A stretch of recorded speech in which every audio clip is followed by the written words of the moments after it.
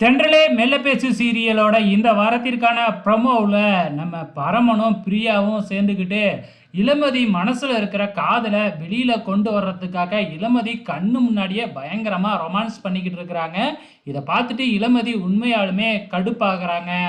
இப்ப இளமதிக்காக நம்ம பரம ஒரு கொலுசு வாங்கியிருப்பாப்ல இல்லையா, அந்த கொலுசை பிரியா கிட்ட கொடுத்துருப்பாப்லையாட்டுக்கு. பிரியா அதை போட்டுக்கிட்டு வேணும்னே இளமதி கண்ணில் தெரிகிற மாதிரி அந்த கொலுசை ஆட்டி காமிக்கிறாங்க.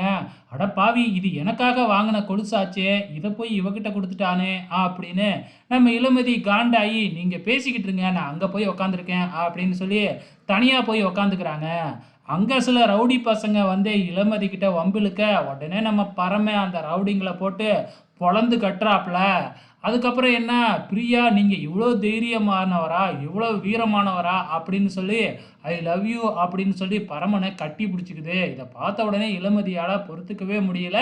ஸோ கூடிய சீக்கிரத்தில் இளமதி தன்னோட காதலை பரமன் கிட்ட வெளிப்படுத்துவாங்கன்னு நினைக்கிறேன். பொறுத்திருந்து பார்க்கலாம்.